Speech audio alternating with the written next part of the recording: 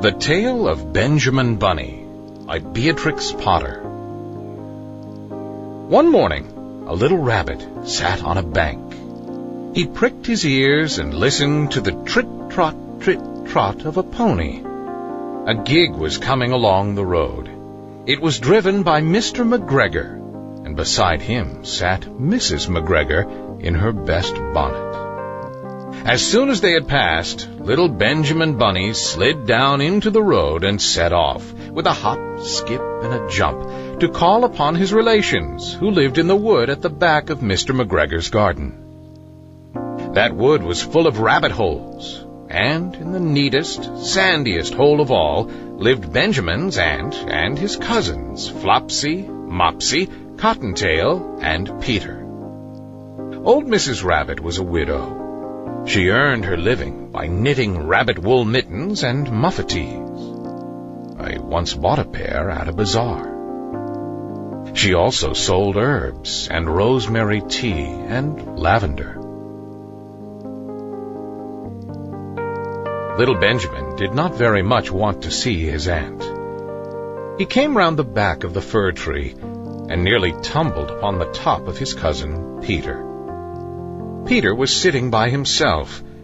He looked poorly and was dressed in a red cotton pocket handkerchief.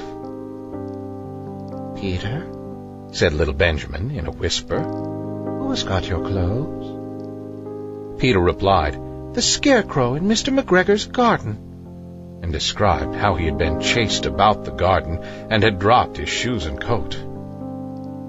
Little Benjamin sat down beside his cousin and assured him that Mr. McGregor had gone out in a gig, and Mrs. McGregor also, and certainly for the day, because she was wearing her best bonnet. Peter said he hoped that it would rain.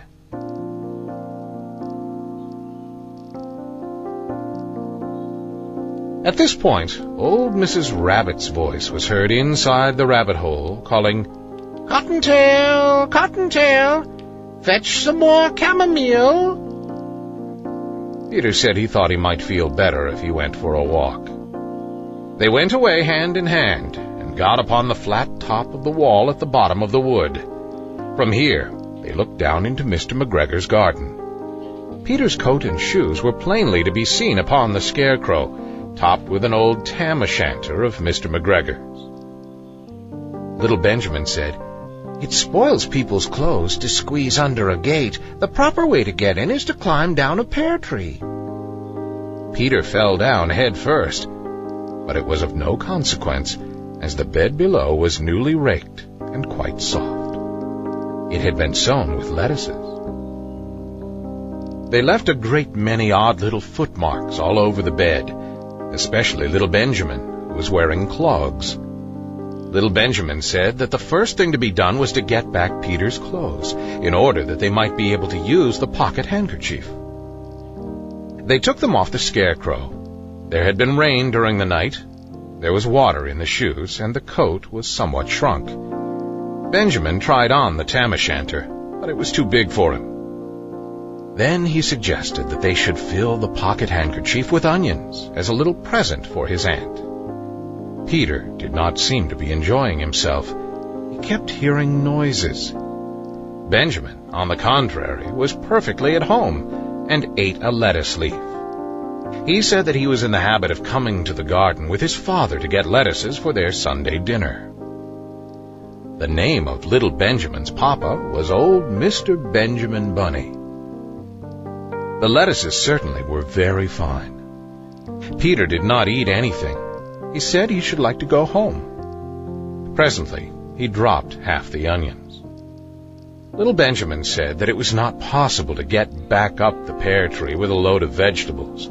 He led the way boldly towards the other end of the garden. They went along a little walk on planks under a sunny red brick wall. The mice sat on their doorsteps cracking cherry stones. They winked at Peter Rabbit and little Benjamin Bunny. Presently, Peter let the pocket handkerchief go again. They got amongst flower pots and frames and tubs. Peter heard noises worse than ever. His eyes were as big as lollipops. He was a step or two in front of his cousin when he suddenly stopped. This is what those little rabbits saw around that corner. Little Benjamin took one look, and then, in half a minute less than no time, he hid himself and Peter and the onions underneath a large basket. The cat got up and stretched herself, and came and sniffed at the basket. Perhaps she liked the smell of onions. Anyway, she sat down upon the top of the basket. She sat there for 5 hours. I cannot draw you a picture of Peter and Benjamin underneath the basket, because it was quite dark, and because the smell of onions was fearful. It made Peter Rabbit and little Benjamin cry. The sun got round behind the wood, and it was quite late in the afternoon, but still the cat sat upon the basket.